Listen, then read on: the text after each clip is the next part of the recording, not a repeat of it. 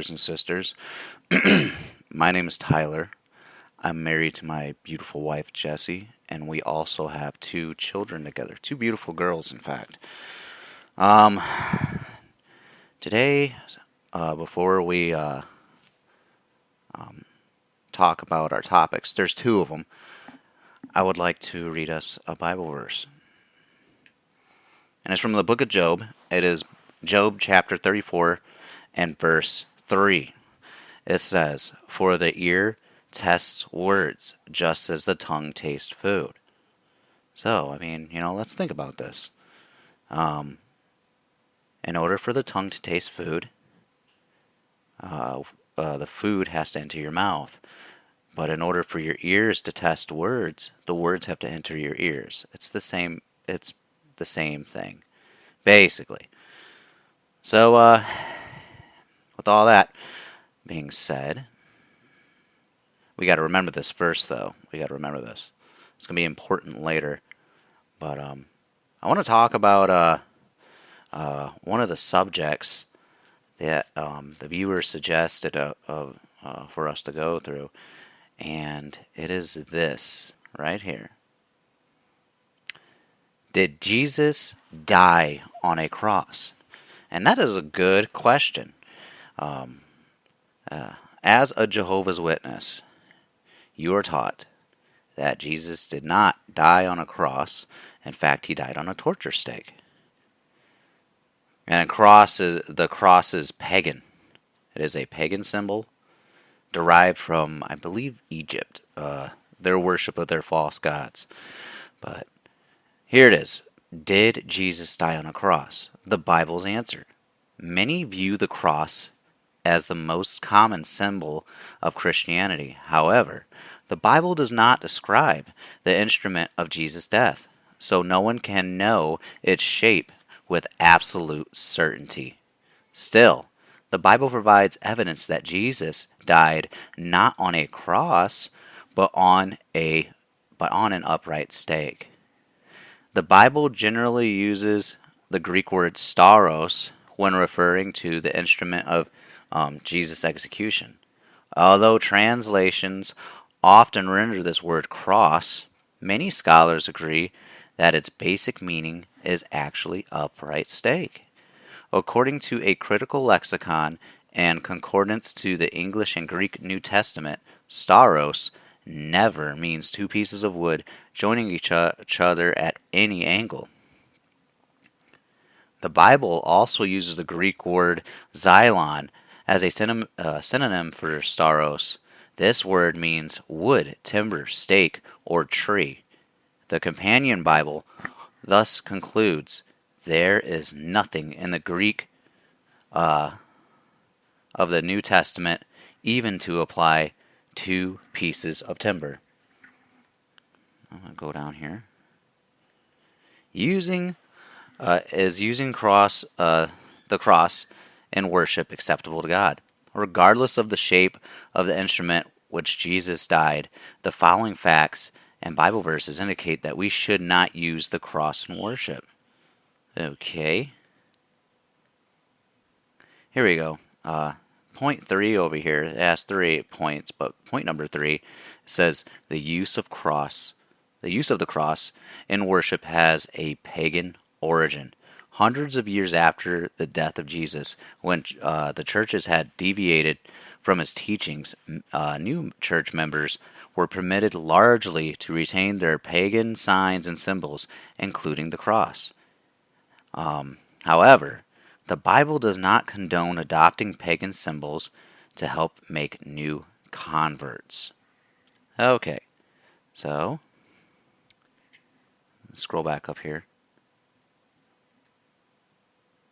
So this says, the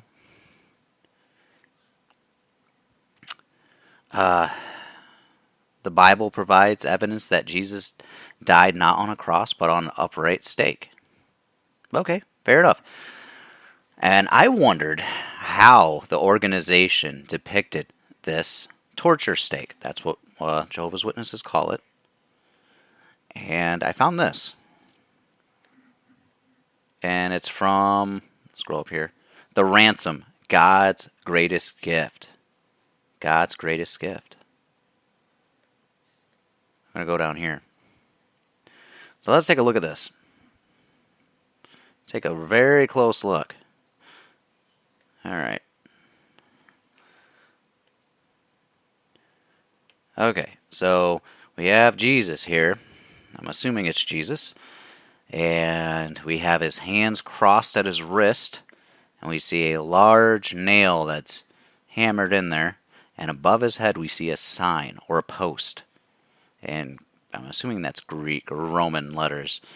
So, yeah, we're going to keep this picture up here. And we're going to go look up, we're going to go back to did Jesus die on a cross? But it says here the Bible provides evidence that Jesus died not on a cross but on an upright stake. But just a sentence here before it says, however, the Bible does not describe the instrument of Jesus' death, so no one can know its shape with absolute certainty. This statement right here is false. It is. The Bible does give a description, in a way, of the instrument that was used to kill Jesus.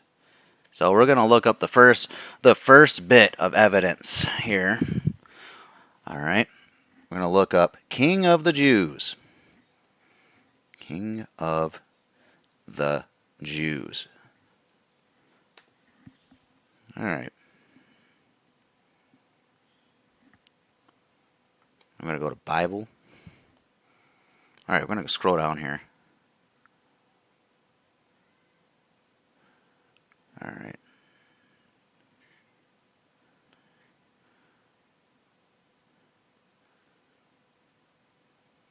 All right, Matthew chapter 27, verse 37. Okay. It says, they also posted above his head the charge against him. This is when, actually starting in verse 35, when they had nailed him to the stake, they distributed his outer garments by casting lots. This is talk about Jesus. And they sat there keeping watch over him. They also posted above his head the charge against him in writing, this is Jesus, the King of the Jews. So let's take a closer look at this. In verse 37 it says, that post was put above his head.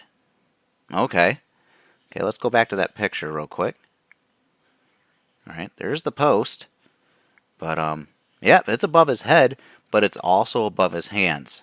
I thought that was rather interesting. This Bible verse here doesn't mention his hands. Let me go back to it. Yeah. Verse 37, it says, they also posted above his head.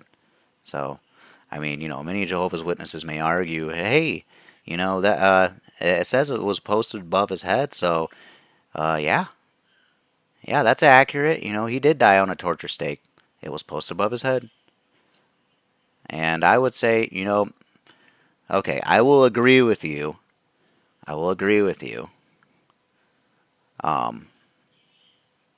Partially. I will agree with you partially on this. Because there is another bit of evidence to this device that Jesus was nailed to. And we are going to look up the word nails.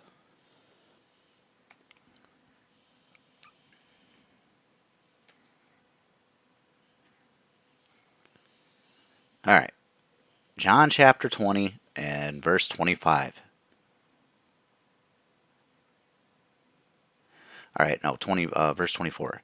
But Thomas, one of the 12, who was called the twin, was not with them when Jesus came. So the other disciples were telling him, we have seen the Lord.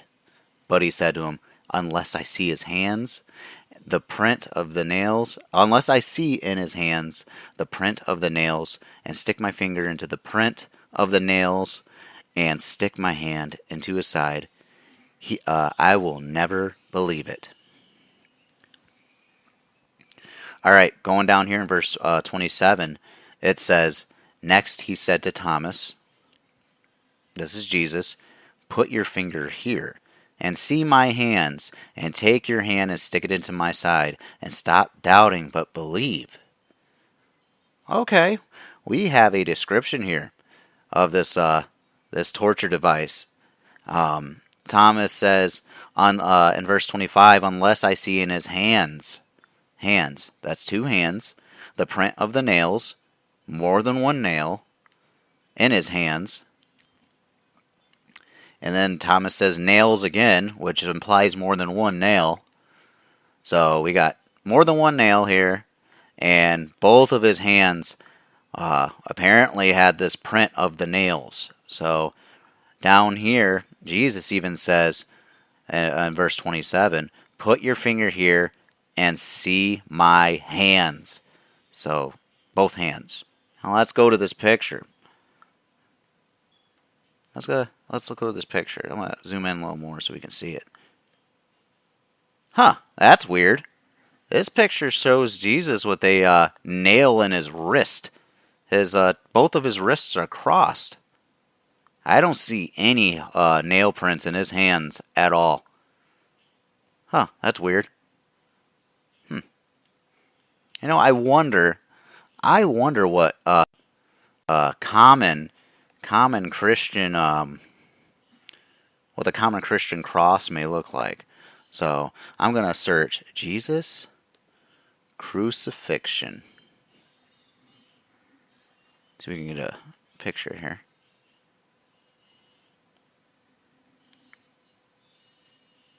Oh wow, okay. Actually, you know what? I'm gonna go back. Here's one.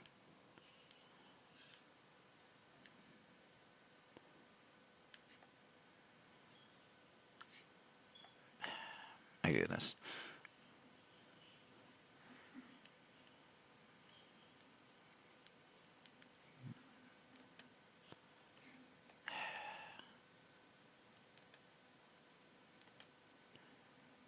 Trying to view this real quick. My internet's being a little strange.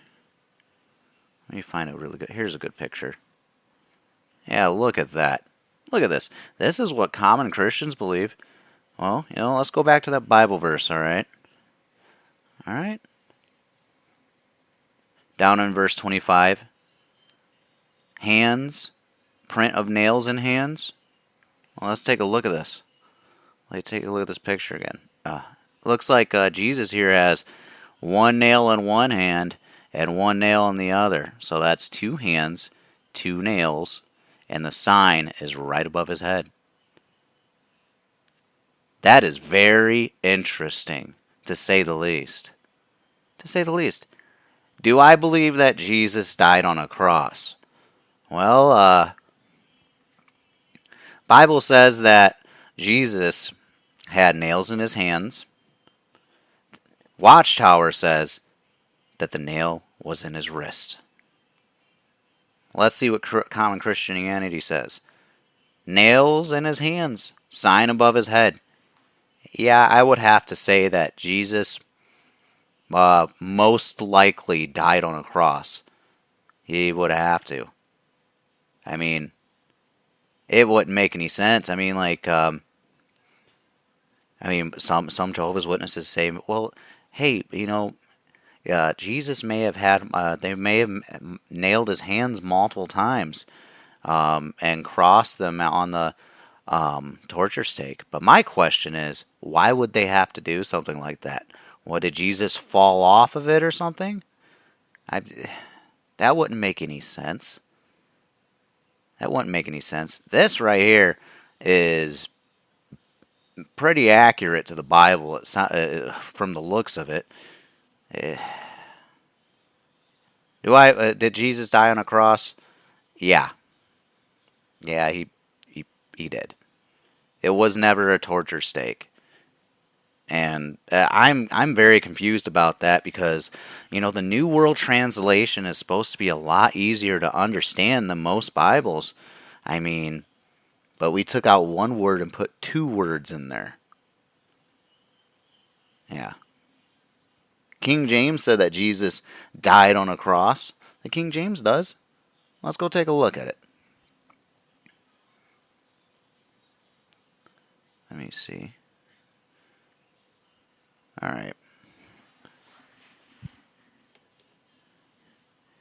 King James.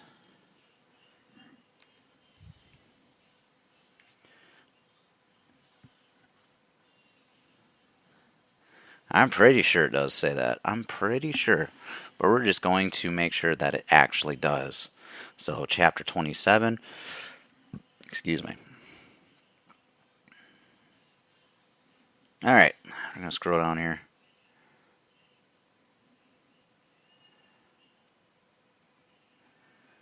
Okay.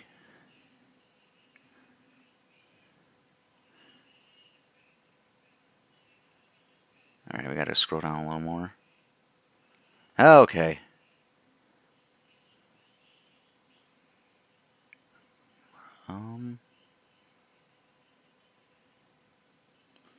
Oh, we got to scroll down a little more.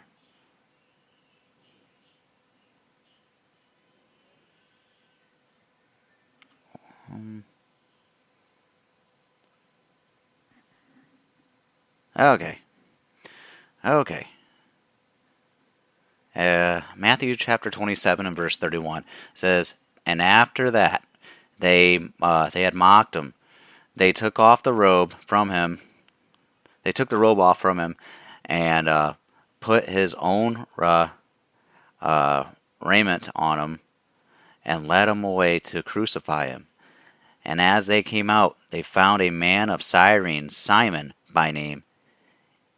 They compelled to bear or carry his cross, Jesus' cross." Let me see. Okay. All right, in verse 42, it says, "He saved others." Actually, you know what? No, verse 38. Then there were two thieves crucified with him, one on the right hand and another on the left. And they that passed by reviled him, wagging their heads, and saying, "You destroyed the temple and build it in 3 days? Save yourself. If you be the Son of God, come down from the cross." Jesus died on a cross. He did. The Bible says he did. We have accurate descriptions of nails in his hands, which, common Christians seem to agree with. Hey, this is the cross too. It looks pretty accurate to the Bible's description. I do not know why the Jehovah's Witness, I do not know why the organization is teaching this. This is not what the Bible says. This is false.